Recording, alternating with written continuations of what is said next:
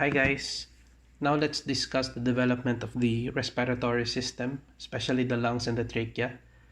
So at around week 4 of the embryo, this is the time when the lung bud or the respiratory diverticulum is formed. So this is influenced by the retinoic acid, and the lung bud forms from remember the last time the heart formed from the splanchnic mesoderm. So in this time, the lung bud forms from an outpouching of the foregut. So it comes from the GIT. It is endodermal in origin. So the internal lining of the larynx, trachea, and bronchi, as well as of the lungs, is entirely of endodermal origin. So galing siya doon sa endoderm na germ cell.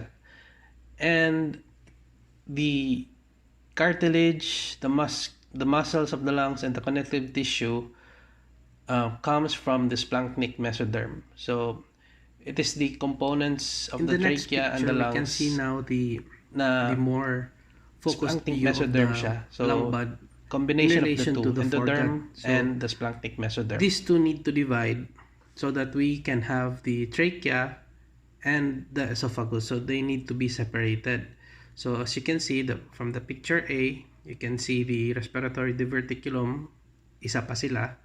Then later on, it will make a division so that it differentiates from each other.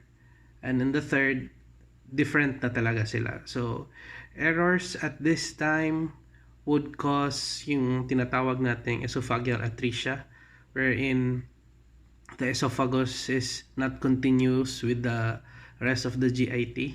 So, mangyari nun, pag pinadede mo yung baby, sige lang vomit. So, meron palang esophageal atresia.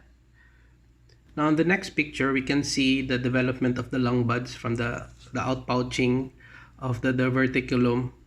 Then, separate na yung esophagus and trachea.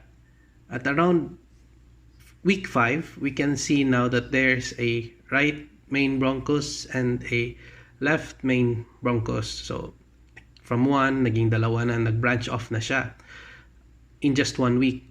And at around the 6th week, or after 1 week na naman, we can see now that the right bronchus has branched into 3 branches and the left bronchus has branched in 2 branches. So, ito na yung until adult stage.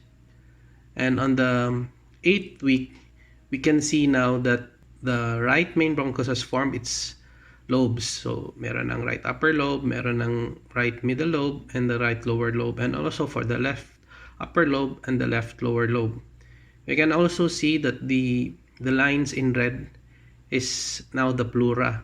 So, the pleura is a thin film covering yan siya ng lungs and the pleural space. So we have the visceral pleura which covers the lungs and the parietal pleura which covers the pleural cavity.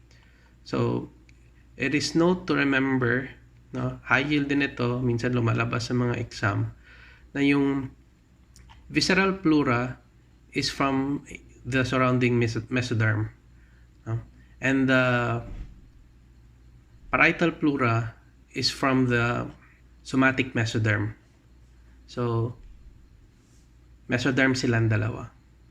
At this point, the lungs continues to divide and to grow downwards and filling the space of the pleural cavity until 7 months when the terminal bronchioles have already formed respiratory bronchioles. So, yung respiratory bronchioles, dito na to nangyayari yung gas exchange kasi nandito na yung alveolar ducts. So, meron na rin dito primitive alveoli.